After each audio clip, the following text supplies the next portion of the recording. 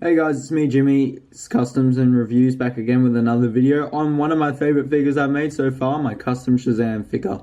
Okay guys, I've been waiting to make this for ages now, but I only just got the Batman, I think it's a Riddler helicopter and like Batwing chase set or something that comes with Shazam in it. And so yeah, I was really excited to make this as I said. But I just didn't really have the parts like back then, you know what I mean? Even though like I could have painted a face and painted a torso, that wasn't really the issue. It was more just like getting enough like red parts, and then like the face print's pretty hard to paint, you know what I mean? And I just thought I'd use the torso design because like right now I'm not really getting too much time to make custom figures, you know what I mean? So like I think the torso works well enough, and I really wanted to focus on more things like the cloak and the hair more. And the gauntlets and the boots were more important. So yeah, I'll give you like a bit of a better view, and then I'll break down what I did for the figure. So yeah, I'll turn it around a bit, but if it wants to stand up, that'd be nice. And yeah, so as I said, I made a custom cloak and hood. And then also another thing that I didn't mention though yet is that I actually made the custom hairpiece as well, right? And the way, so yeah, as I said, I'll break it down from the top. So yeah, one of my favourite parts about the figure is the custom hairpiece. And I don't know if you guys have noticed that straight up, but I reckon it looks really, really good. And so pretty much what I did is I took the Elvis, what I like to call the Elvis hairpiece, and I'm pretty sure everyone calls it that. But yeah, the hairpiece that came on the guy, I took mine from the Where's My Pants guy from the Lego Movie set. It's what, I got mine actually from the minifigure series, right? And I sanded off and cut off the sideburns, and I sanded down the top of the hair, the sides of the hair, pretty much until I wasn't left with too much left, but like enough, you know what I mean, like not too much less than what's there now, but there was a lot of hair there to begin with. So after I did that, right, obviously it would have looked really flat, so what I ended up doing, right, is I actually sculpted some green stuff on there, which is a type of sculpting clay, which most of you guys probably already know that already, but if you didn't know, then well, there you go. Well, pretty much, yeah, I sculpted on there, and then I've actually carved in using a toothpick all the hairlines and also the fade that he has on the side of his hair, if you can see that. I sculpted it, so there's like some difference there when it goes down, and I did that all throughout the hair, and then I repainted the hairpiece black, because obviously green stuff is green, and that looked really weird before I painted it, so yeah. But otherwise, yeah, so then for the next part, the cloak, and I'll turn that around, right, so you guys can see, I actually took like this Lego sail thing, I don't know what set it's off, but then it was consistent. I actually took that piece, and it works like a dual cape, right, I don't know where that piece is from, right, but I chopped that in half, used the bottom half of the cape and the top half of the cloak, which I curved in, and then I just, I cut it a bit, and then glued it together on the top to make the cloak.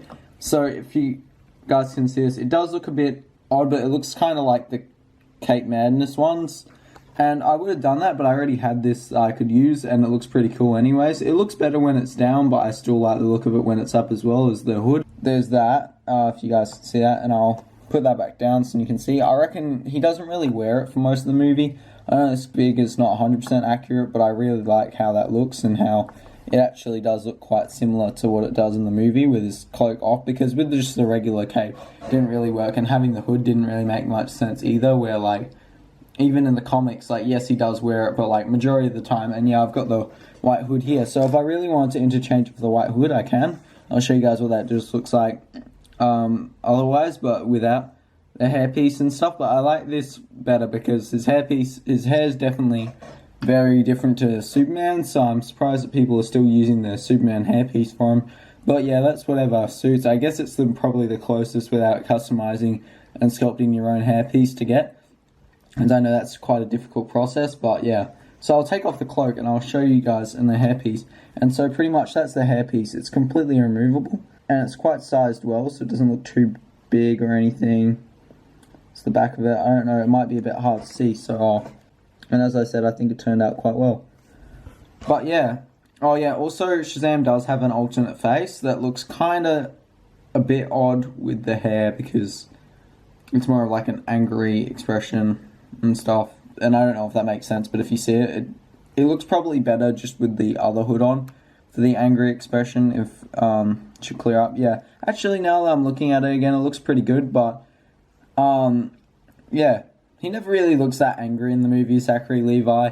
So yeah, I guess it's meant to look more like the comics, but yeah, it still works for him in the movie as well. I'm happy that they put a double expression with the lightning eyes, you know what I mean, because it looks really cool. But yeah, and as I said as well, this is 100% accurate, but the movie costume and the comic costume are pretty much the same right now. Like, there's not much difference, except I think in the movie his Shazam logo is actually yellow, but I liked it just white, so I kept it like that so I can use it for like ending Shazam, because I'm only going to pretty much make one Shazam custom, so I want to make like a good in between so I can use it for different things.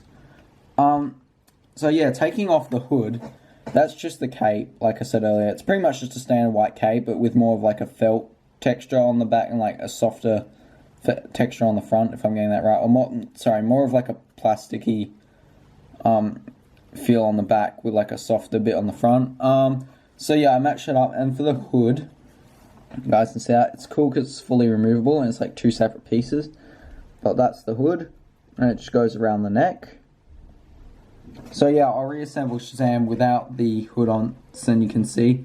Oh, and also I'll put the cape back on. Like, if you've seen the set images, it's not that much different. But I'll show you guys what it looks like anyways, because I've sculpted the boots and the gauntlets. And guys, let me know what you think, because I reckon this is actually a big step up from my last video I posted on here, like quality wise. See, that still looks cool. It looks a bit odd with the smiley face, but it works great with the angry expression.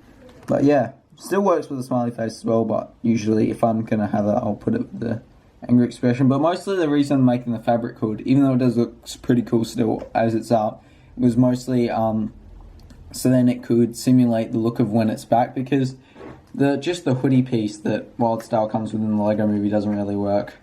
Here we go, I'm reassembling this, and yeah, so that's pretty much what the Shazam figure looks like without the cape on. And as you can see, I sculpted the boots like so they're 3D, kind of similar to the movie, pretty much the same. I painted all the way around. I painted white first and then a layer of gold so it looked better. I sculpted the so all of my sculpting, I always use green stuff. I haven't used Procreate yet, but I don't use regular, just clay. So yeah, that's the rest of the figure. As I said, I kept the torso pretty much the same. And then the gauntlets are pretty simply just like sculpted on there. But I reckon they look great. And the boots as well, I carved them out with just a toothpick and a Stanley knife. See, I painted on the bottom as well. And yeah, I hope you guys enjoyed that. That's my Shazam figure.